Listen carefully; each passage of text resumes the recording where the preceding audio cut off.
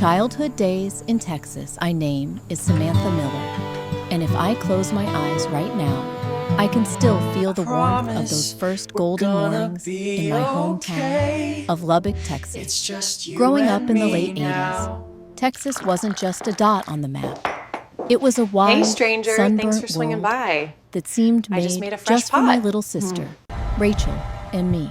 We lived in a modest, sky blue house on the edge of town, the kind with a squeaky porch swing and a yard that smelled like earth after every rare West Texas rain.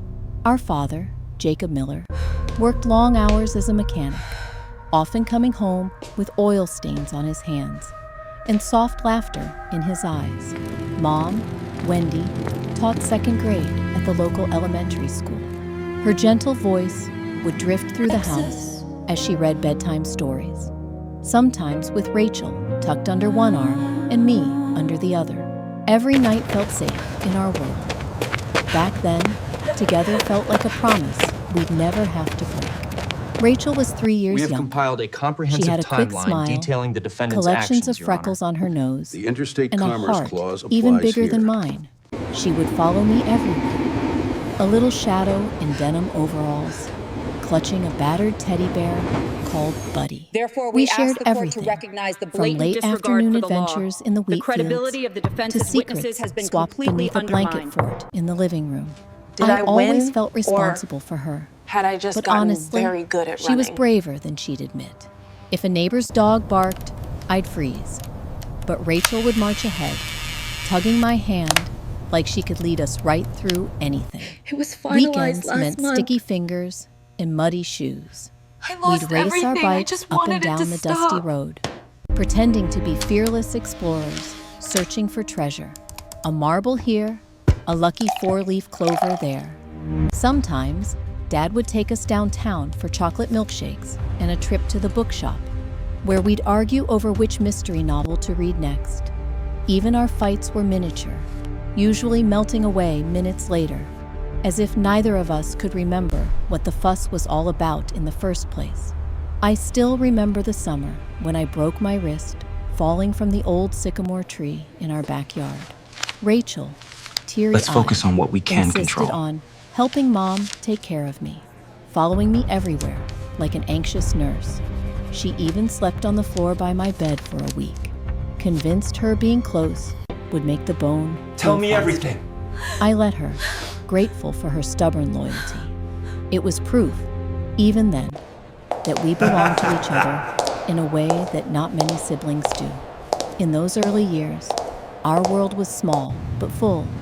Saturday morning cartoons, birthday cakes shaped like stars, and driveway chalk art that lingered So until you the would next agree grade. you are unstable. If someone had asked me back then Evidence what clearly family shows was, you are unreliable, I would don't have you think? pointed right at Rachel. This document She was clearly my shows best the friend, transfer, highlighted my in partner red. in crime, That's your signature, isn't it? and the Yes, truest but thing I knew. I can explain that. We didn't yet understand heartbreak or betrayal. All we knew was that being together was the very best part of being alive. First, love and the pain of betrayal was 23 when I met Ethan Miles in the bustling campus coffee shop during my final year at the University of Texas. He was charismatic, witty, the kind of guy who Are you made checking any everyone in bags the room today? No, feel just like the they carry-on. belonged. All right. It started out Here with is your late-night boarding study pass. sessions over cheap pizza and shared playlists, blossoming into whispered promises and lingering glances. After college, we built a simple life together. First, in a tiny Austin apartment with mismatched furniture, then a rented bungalow lined with sunflowers. For 5 years, he was both my anchor and my adventure. I thought I'd found my forever. Lily, 3 years younger, was always around.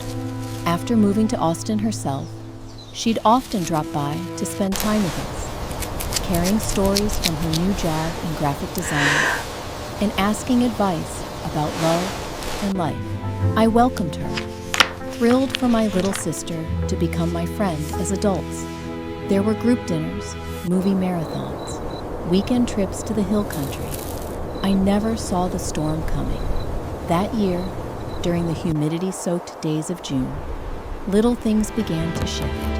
Ethan's phone buzzing late at night, Lily making I remember when excuses to Rachel leave was about earlier this than high. usual, She tried to or bake her first sometimes cake right here. linger far Made a longer mess, but after it was I'd the left for proudest work. I ever saw her. I trusted them Everything completely, smells incredible out here. convinced my family was different, immune to the heartbreaks almost ready. I'd seen in friends' lives. But secrets, I still can't it believe seems, we got away with sneaking have a out way of that night. surfacing. I know. One Mom Monday never evening, suspected a thing. I found a message on because Ethan's I covered phone. for you. A text not meant for my eyes, overflowing with the kind of affection that had once belonged to me. My heart stuttered as the words sunk in. The sender was Lily. In disbelief, my breaths felt shallow, my hands shaking as I went searching for explanations. They sat me down in the living room, neither able to look me in the eye. Their faces told the story before the words even came. They'd fallen in love, hidden in the margins of my trust. The days that followed blurred together, a haze of grief, anger, and numb confusion. It's been difficult My on the family, apartment, particularly my so wife. full of We just want memories, this resolved quietly. became a Of hall course. of echoes. Rest assured, we Friends prioritize tried to discretion comfort and me, your peace of mind. but it just felt like their words bounced off walls too high for anyone to climb. The betrayal was more than romantic. It uprooted the foundation on which my life and my closest relationships had grown. I moved out with only a suitcase, leaving the rest to them, letting go of the home I had built for a future that was no longer mine. There are wounds that close, but never fully heal. The pain of losing Ethan hurt deeply, but it was Lily's betrayal She went through more than that carved anyone the knew. scar But Rachel, I carried she into had a adulthood. strength I rarely My saw sister, in others. my confidant, She always found had a way to become the keep going. architect of heartbreak. For years, the sound of her name was enough to unravel me. I wondered if trust could ever return, or if my idea of family would remain forever changed. New roads, new selves. I'm the so years happy apart. for you, sis. After leaving Austin, I retreated into my He's own kind of perfect. exile. The Texas sky never felt so far away as it did the first night I wouldn't watched have the sun go learned how to down forgive. from my apartment in New York City. I was 28, starting law school at Columbia, a move that felt both reckless and necessary. I wanted to pour everything I had left into something that couldn't betray me. Law was hard, but pure, in its own merciless way.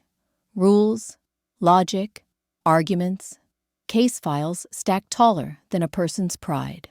Most nights, I buried myself in study, letting the fierce challenge distract me from pain I didn't want to name. I made a life for myself in New York. I found a rhythm. Early mornings running through Central Park, groggy afternoons in the stacks of Butler Library, dinners with classmates debating precedent and philosophy. People came and went, friends who admired my drive, but never got too close. Maybe because I kept my heart behind high, invisible walls. I laughed, I drank, I even dated sometimes, but there was always a cautiousness to everything, like I was saving parts of myself for someone I wasn't sure existed. All the while, I kept tabs on Katie. Mom sent updates, emails, postcards, sometimes a phone call if she felt brave. I learned that Katie had married Daniel a year after I left, that they bought a house in the old part of Austin, not far from the campus where we'd first met. She worked her way up to creative director. Daniel, too, thrived in his job. Successful, popular, everyone's favorite neighbor. On paper, their life looked perfect. I didn't reply to her messages. My anger still simmered beneath the surface. Mixed with an ache I learned to treat like an old injury. Ignore it, and it won't slow you down. My own world spun forward. I clerked for a tough federal judge, earned a reputation for being meticulous, maybe even a little ruthless. Anderson never misses a detail, my boss used to say, with a grudging respect that made me prouder than any praise I'd gotten before. When I joined a mid-sized firm out of law school, I was the youngest associate in my department, and the hungriest. Each win felt like one step farther from the broken girl I'd left behind in Texas. But the funny thing about pain is how quietly it shapes you. I saw sisters holding hands on subway platforms and felt an ache I pretended I didn't notice. I envied those who moved through the world open-hearted, unafraid of loving or losing. I dodged family reunions and let holidays come and go with silent phone calls, telling myself it hurt less each year. The years rolled by, birthdays marked by emails instead of hugs, Christmas cards unsigned, photos of my parents growing older, and Katie's family filling frames. Sometimes I'd find a note from Katie in my inbox, a funny meme, a memory of us as kids, her gentle hope for forgiveness. Each time, my resolve cracked a little, but I clung to the story I'd written in my mind, the one where betrayal earned permanent exile. Still, a part of me wondered if the life I built alone had cost me more than it gave. I was successful? Sure. Respected. I made partner at 36, a record for my firm. I could walk into any courtroom and hold my ground against the biggest names in the city. Yet, some nights, when traffic outside faded and it felt like the world was on mute, I heard my own voice in my head, small and uncertain. Did I win? Or had I just gotten very good at running? Everything changed one spring night. I just wrapped up a tough case when my phone rang at 2 a.m., an Austin area code. I almost let it go to voicemail, but something stopped me. On the other end was Katie, her voice shaking in a way I'd never heard before, reaching out from the distance we'd both built, brick by brick. "Jess," she whispered, and in that single syllable, I heard a decade of regret, loss, and, surprisingly, hope. A midnight call. It was just past 2 in the morning when my phone, face down on my nightstand, buzzed with a persistent urgency. The familiar sequence of numbers, Austin, Texas, flashed across the screen, and a whole decade's worth of memories pressed in hard against my ribcage. I hadn't heard from Emma directly in years. Her messages were always filtered through our mother, or arrived as sporadic, cautiously upbeat emails I'd never managed to answer. I could have let it ring. Sometimes I think about that. The possibility of pretending I was asleep, of choosing not to let the past crawl back inside my life at an hour when all my defenses were down. But something, a flicker of the old loyalty, the part of me that used to carry Emma piggyback across muddy fields, made me pick up. Her voice was husky, choked, brittle as thawing ice.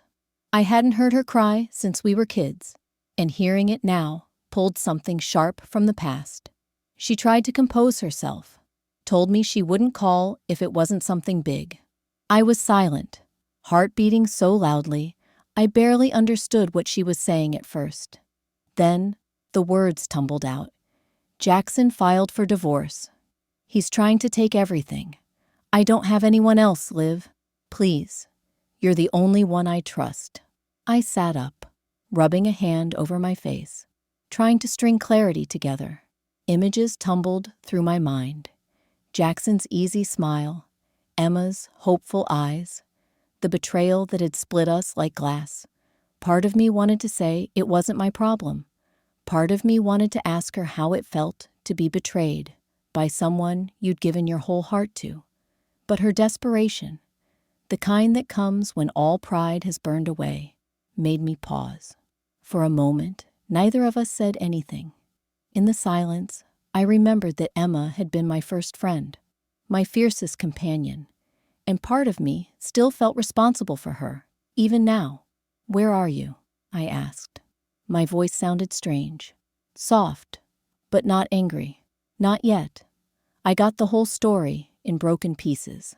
Jackson had become cold, distant, and manipulative, refusing to leave the house while draining joint accounts and starting rumors about Emma's capabilities at her job. She had spent months trying to hold her life together, only to find out he'd built a legal case behind her back to take the house, the savings, and even claim she owed him spousal support. She was scared, and above all, ashamed to need my help after all these years. I listened. I didn't offer comfort. Neither of us knew how to do that anymore. But I told her I'd look at the paperwork if she sent it over.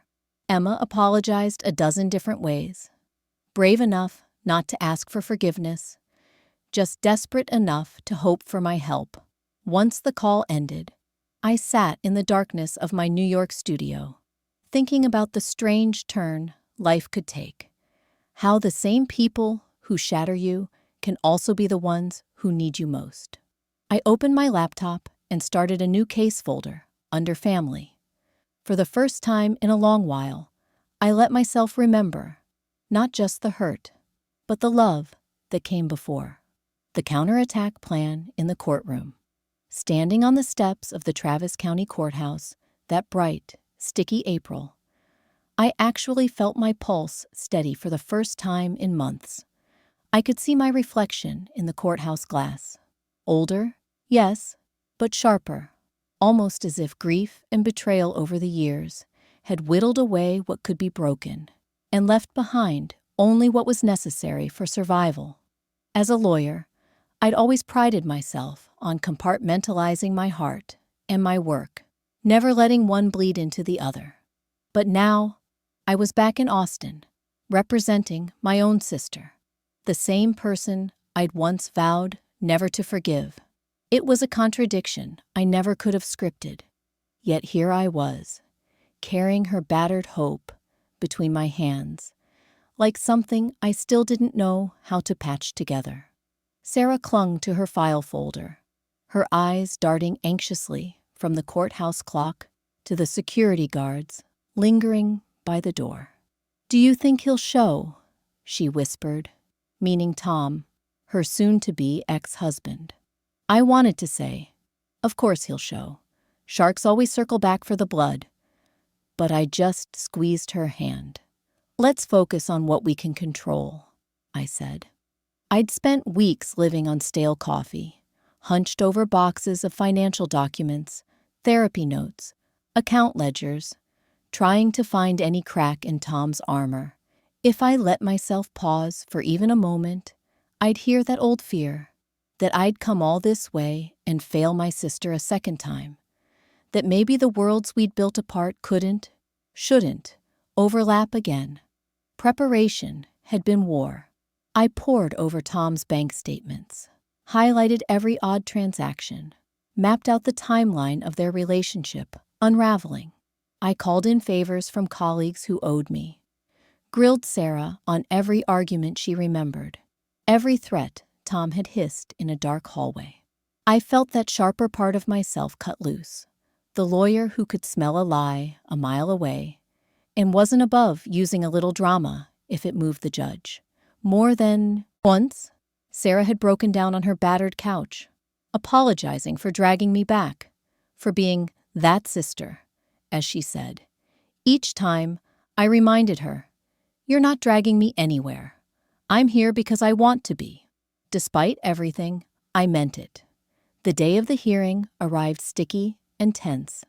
Sarah looked small, lost in her dark blazer, knuckles white. Tom, on the other hand, sauntered in behind a lawyer I recognized from the local golf club, all smugness and pinstripes, as if the world owed him victory just for showing up. The air inside the courtroom was thick, not just with legalese, but with the years of resentment swirling between two people who'd once shared everything. The judge presided, brisk and unsentimental. Good, I thought. No room for pity here, only facts, evidence, and the truth that didn't care who was hurt most.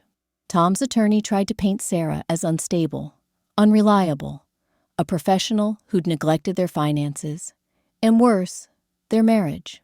Every word made me stiffen, but I held my tongue, waited for my opening, and when our turn came, I used every ounce of my experience. The calm voice, the sharp questions, the paper trail I'd painstakingly traced. We presented emails Tom had sent, shifting money from joint accounts into hidden ones. I found a withdrawal the week before he'd filed for divorce. $20,000 moved to a consulting fee, paid to a sister-in-law who, under my cross-exam, admitted she'd written Tom the money back the next day. The judge's eyes narrowed, and I felt a tightness in my chest begin to loosen.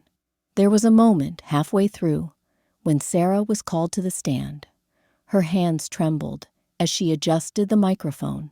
She told the story of their marriage, the slow transformation of a man she'd loved, how kindness had curdled into contempt, how Tom weaponized every argument as a threat. "You'll have nothing when I'm done." The courtroom hushed. I could see Tom smirking, confident his lawyer would unravel her. But when my cross-examination came, I gave Sarah what I could.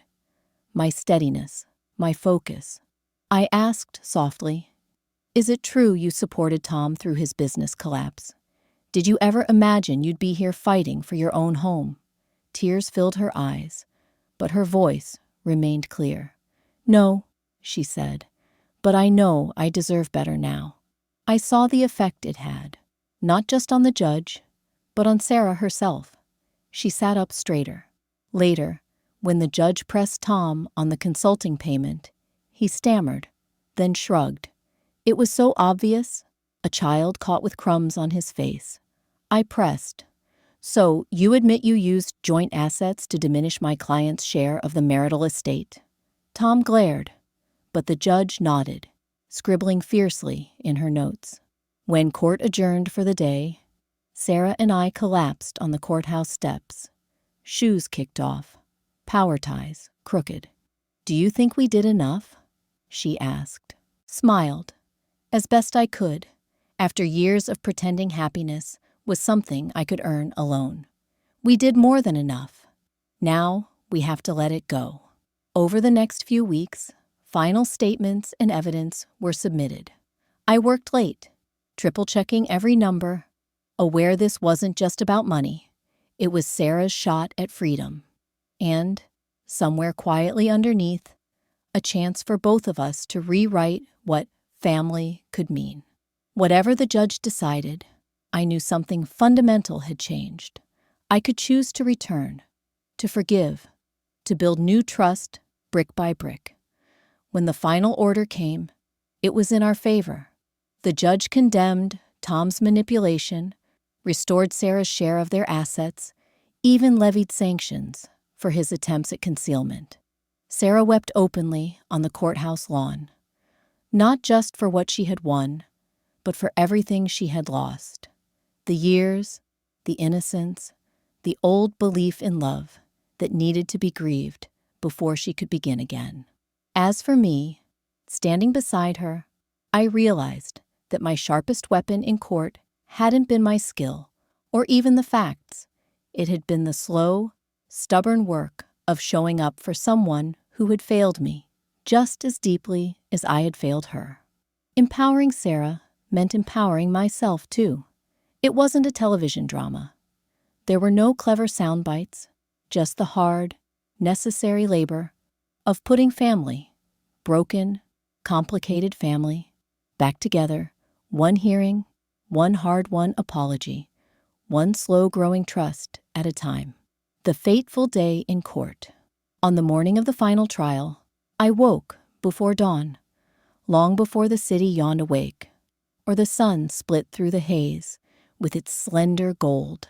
My apartment felt impossibly quiet, too still, as if the gravity of what the day might bring was pressing down on the walls. I moved through the motions in slow, deliberate steps.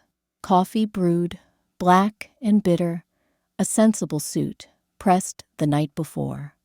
Countless pages of notes fanned out on the kitchen table like the wings of a desperate prayer. I paused in the doorway, steadying my hands. The air outside was brisk, brushing against my cheeks with an autumn sharpness that fully registered in my bones. My sister, Sarah, waited for me outside the courthouse, perched on the edge of a weathered bench. She looked small and far away, her nerves strung so tight I thought she might unravel before we even got through the doors. The courthouse itself loomed ahead, a place where fates were decided, sometimes arbitrarily, sometimes as the result of a relentless grind of evidence, determination, and human error. We sat together for a while before entering, half whispering hopes and doubts. There was a heaviness between us, not just about the verdict, but about everything that had led us there. The rift in our family, the betrayals, the years that passed like silent ships in the night. She shivered despite her coat. I reached for her hand, giving it a squeeze. If scars could be mended through touch alone, I think I would have healed us both then and there. Inside, the courtroom filled quickly. The buzz of attorneys, clerks, even a handful of curious locals eager for spectacle. I couldn't suppress the tide of adrenaline. Each minute wound me tighter, my mind running through every fact, every possible crack in the opposing side's argument, every unpredictable turn a judge might take. Sarah's ex-husband, Tom, arrived flanked by his attorney. He wore a smug, practiced confidence, that old sense of entitlement practically radiating from his well-cut suit and cocky smile. Seeing him made my jaw clench, but I reminded myself of my promise. Today was about Sarah, not my own old wounds. The judge, a woman with wise eyes and a no-nonsense air, took her seat. Court came to order. The opening statements passed in a blur of rehearsed rhetoric and legal posturing. Tom's lawyer painted Sarah as irresponsible, unstable. It was the same tired narrative they'd tried before, this time carefully tweaked to tug at the judge's sympathies. I caught Sarah's eyes darting from the stand to me. Searching for reassurance, I gave her a nod, a silent code between sisters that said, "I'm here, I see you. We'll get through this together." When my turn came, I let everything else fall away. The past, my own anxieties, even the judge's steady gaze. I spoke clearly and calmly, laying out the evidence brick by brick, unraveling Tom's sequence of shady financial maneuvers, the emails and deposit slips, and quiet threats Sarah had endured behind closed doors. There was an ache in my chest as I watched her relive her pain for strangers, courageously recounting the ways love had curdled into something small and mean. Each testimony was a wound reopened, but I could see Sarah gathering herself, standing a little taller, with every question asked and answered truthfully. As the day progressed, the air in the courtroom grew denser. Arguments volleyed back and forth. It felt more like a chess match than real life, yet everything on the board was painfully personal. Tom's lawyer pressed hard, presenting him as a competent, devoted husband, a man wronged by circumstances, and Sarah's alleged neglect. He produced bank statements, emails, even character testimonials sourced from Tom's side of the family, all orchestrated to shift the narrative in Tom's favor. Yet, I had anticipated every move. Months of preparation had given me an answer for every lie or half-truth. I cross-examined Tom with a measured patience that belied the fury simmering underneath, letting him talk himself in circles about where the money went or what agreements had really existed between him and Sarah. I caught the flicker of unease in his eyes when he realized I'd found the inconsistencies. The loan to a cousin that turned out to be a shell story, the consultancy payments that never resulted in work, the sudden withdrawals that matched up suspiciously with arguments he and Sarah had about divorce. The judge leaned in, taking notes, sometimes pausing to ask probing questions when Tom hedged his answers. It was a trial, not just of facts, but of character. Sarah, when called again, spoke of hope and heartbreak, of endurance And finally, resolve. She faced Tom, tears trembling in her voice, but not in her posture, declaring that she would no longer be diminished for the sake of someone else's ego. There was courage in her vulnerability. I could see the courtroom growing still, the judge's face softening incrementally.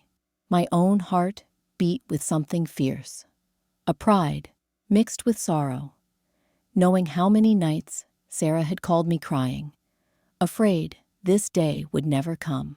During recess, Sarah and I sat together on a bench just outside the courtroom, our shoulders pressed together, sharing breath and silence. The courthouse lawn was bright, with midday sun mocking the knot of nerves twisting in my stomach. Sarah, hair mussed and eyes rimmed red, whispered, "Do you think the truth is actually enough?" I swallowed the answer I wanted to give, one of certainty and easy comfort. Instead, I squeezed her hand, choosing honesty. It has to be. If it's not, we find another way forward. But today, you told your story, and it mattered. She nodded, taking in the words. It struck me how much had shifted between us, that years of resentment and silence could be punctured by moments like this, simple, small, but heavy with the possibility of actual change.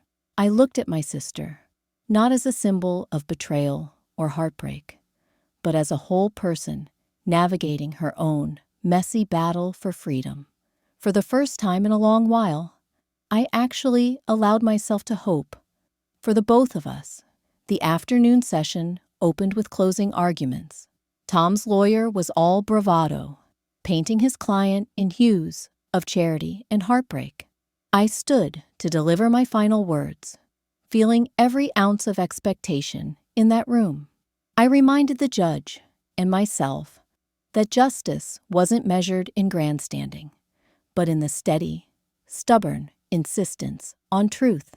I talked about Sarah's perseverance, her commitment to honesty, her willingness to rebuild even as everything around her was falling apart. When I finished, a hush settled over the room. The judge excused herself to deliberate. Every tick of the clock felt like it echoed through my bones. Sarah fidgeted, wringing her hands. I forced myself not to look back at Tom, not to let anger or vindication mar the focus I'd fought so hard for. The wait felt interminable. Sarah and I watched the light shift across the courthouse floor, each ray crawling forward like it might reach the future before we could. I found myself turning over every detail. Had I missed something vital? Had I been too aggressive? Not aggressive enough? In those moments, I was not the seasoned lawyer. I was just a sister, as vulnerable and uncertain as Sarah herself. Our mother had come too, sitting in the back with a nervous, protective air. She kept glancing between Sarah and me, as if she could bridge the chasm of years with a look. I remembered, suddenly, a memory from childhood, how Mom would sit on the foot of my bed late at night when I was scared, her presence alone enough to anchor me to something safe and real. There was comfort in knowing she was there, even at the edges of the hardest days. At last, the judge returned. As she began to speak, the room seemed to shrink. No air between the seats, every ear straining for resolution. The ruling was thorough, unhurried, and devastating in its clarity. The judge found Tom's actions not just unfair, but willfully deceitful. Her voice cut through the courtroom's tension. Sarah was to receive her rightful share of the marital assets. Tom's attempts at hiding money were condemned outright. He was sanctioned for his behavior. The custody of their house, the funds, even some small sentimental items Sarah had fought to keep, were restored to her. An audible gasp swept through the room. Relief from our family, outrage from Tom's camp. My body felt light, as if the weight I'd carried for years was melting away with each word from the bench. Sarah let out a shuddered breath that bordered on a sob, covering her mouth in disbelief. It wasn't triumph I felt. It was a gentle, bone-deep gratitude, a sense that maybe, finally, the world could right itself, if only a little. Tom stormed from the courtroom, his lawyer trailing, both of them muttering about appeals and injustice. I watched them go, an ocean of old bitterness in my chest, but found I had no desire for vengeance, only for peace. Sarah turned to me, gripping both my hands. Her eyes, filled with exhaustion, relief, gratitude, were the mirror of my own. "We did it, didn't we?" she whispered, the words trembling with hope and disbelief. I pulled her into a hug, tight and fierce. For a moment we stood there, two women, older and battered and infinitely stronger for the battles behind us. I whispered, "You did it. You survived it all." Outside, the sun had crossed high in the sky, scattering warm gold on the courthouse steps. Our mother joined us, drawing Sarah into her arms, then me. It hit me, in that circle of family, how different everything felt compared to the lonely victories of my past. This was a win earned not in isolation, but together, through forgiveness, in the fierce, stubborn work of loving someone, even when it hurts. We finally left the courthouse together, blinking in the brightness, all adrenaline and exhaustion. Sarah stopped halfway down the steps, laughing through her tears, looking wild and unburdened for the first time in years. "Let's go home," she said, and the word felt newly possible in my mouth. Home didn't have to be perfect, or easy, or free of history. It just had to be a place we chose to return to, over and over, no matter what had come between us. That night, as we sat around the old kitchen table in my mother's house, takeout boxes stacked between us, laughter rising in bursts, I felt the ring of something real and permanent, the life that can only bloom from ruin, the ties that remain despite everything. For the first time in forever, I believed in forgiveness, in the fierce capacity for family to mend itself, even when the breaks were deep and jagged. I thought of the woman I had become, hard edges shaped by heartbreak, resilience forged by necessity, and I understood, as Sarah's head found my shoulder and our mother poured another cup of tea, that none of it was wasted. All those dark nights, the doubt, the fury, the loneliness, it had all carried us to this one bright day. No victory is perfect, no story truly ends, but sitting there, with the people who mattered most, I knew we'd finally begun something worthy of the pain that had come before. The road ahead wasn't paved with certainty or even simplicity, but as I held on to my sister's hand, feeling her pulse steady and alive, I realized some things withstand any storm. Love, forgiveness, and the promise that, after every fateful trial, you get to choose, again and again, who stands beside you for whatever comes next. Forgiveness and moving forward. Forgiveness, I used to think, was just a word that polite people used when they wanted to sound magnanimous. Something you said at the end of a fight, when you wanted life to keep rolling forward. But standing at the edge of all that had unraveled between me and Sarah, I realized forgiveness was much harder than anything I'd argued in a courtroom. It wasn't a declaration. It was a daily battle, a practice, a choice, sometimes just a fragile hope whispered in the dark. In the weeks after the trial, our lives pulsed with a strange combination of relief and exhaustion. Sarah moved into a small apartment not far from where our mother lived. Bare except for the basics and a couple of battered bookshelves, we'd wrestled up the stairs together. I took 2 weeks off work, my first real break in years, and found myself adrift in a city that no longer felt hostile, but not quite familiar either. Sarah and I started with small talk, calls at odd hours, sharing stories about childhood, laughing at memories that no longer stung quite so much. We sat on that new, lumpy couch of hers, eating Chinese takeout, arguing about whether New York or Austin had better food. We both secretly missed Tex-Mex, but neither conceded. It wasn't how it was before. I don't believe you ever truly get that back once trust is cracked. But it was a beginning.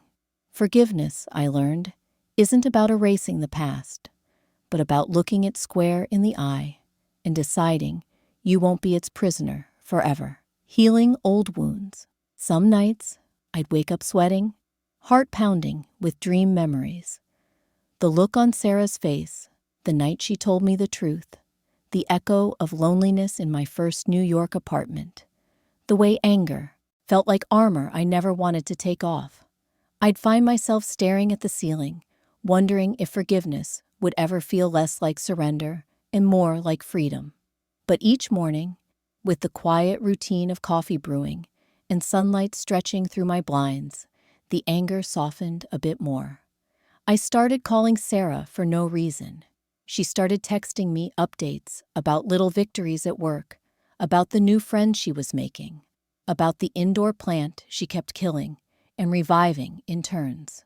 One day, while sorting through old boxes at Mom's house, Sarah found a stack of childhood drawings, crude crayon rainbows, shaky letters spelling out our names, cartoon versions of the family dog. She brought them over, and we spent an entire afternoon sifting through the past, laughing at our own memories and piecing together stories we'd both half forgotten. There were moments of sadness, too.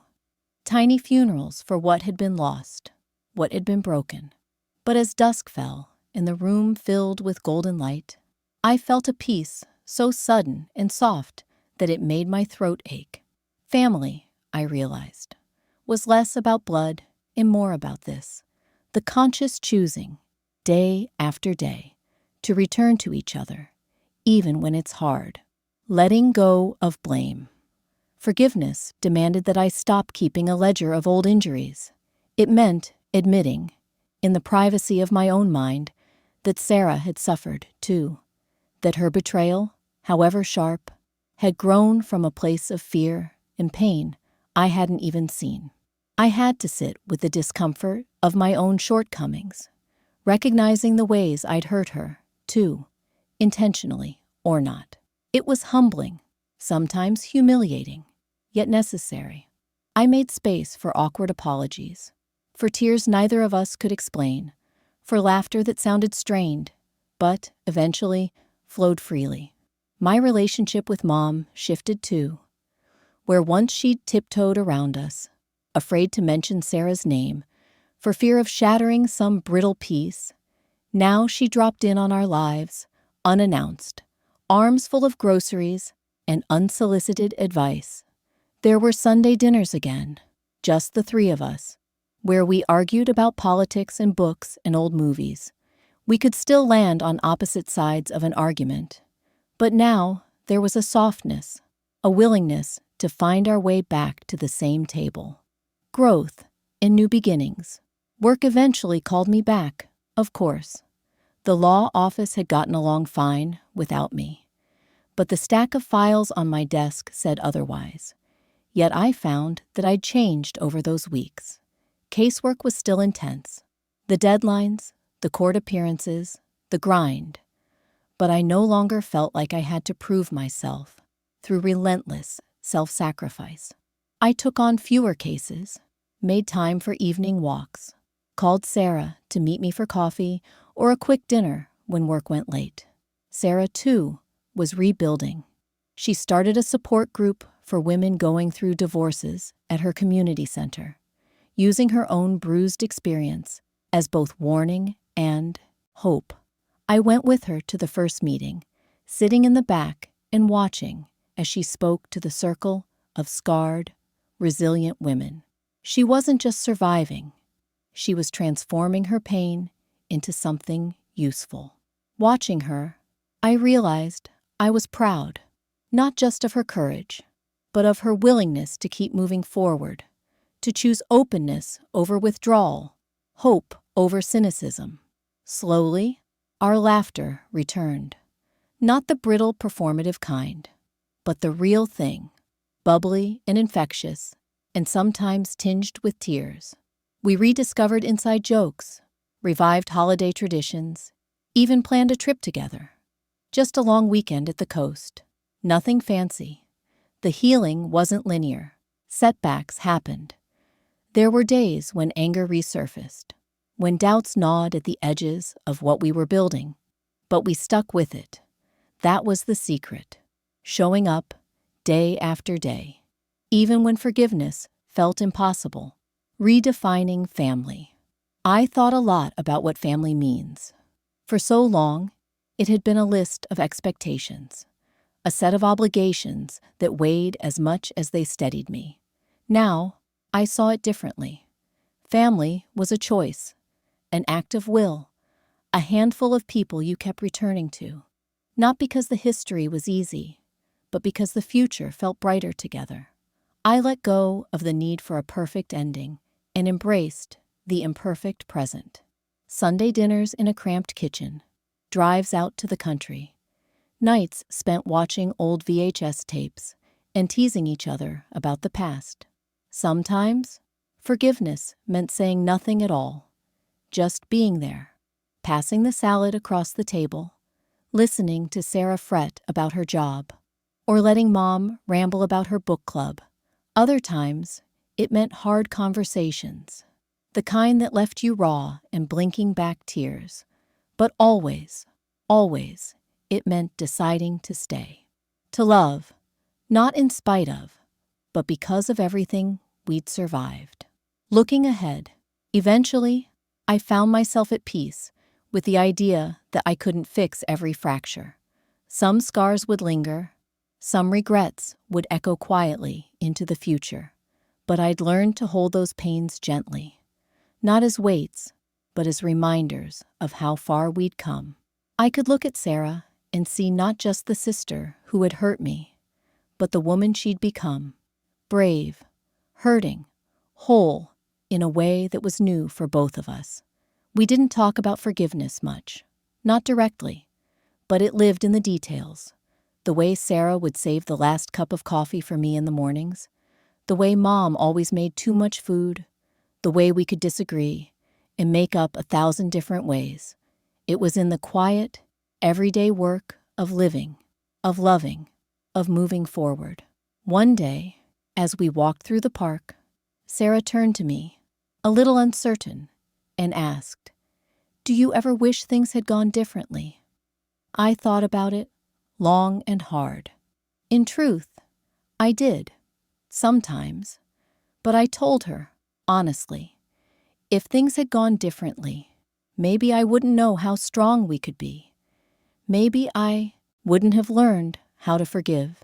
She smiled, linking her arm through mine. We kept walking, the sun slanting through the trees, the city humming with the promise of another ordinary, extraordinary day. Forgiveness wasn't the end of our story. It was the beginning of a new chapter, a different kind of family, a life rebuilt on choice and hope, rather than obligation and regret. And as I looked at Sarah, I understood. Moving forward didn't mean forgetting the past. It meant carrying it with us, gently, as we made our way together into an uncertain but beautiful future.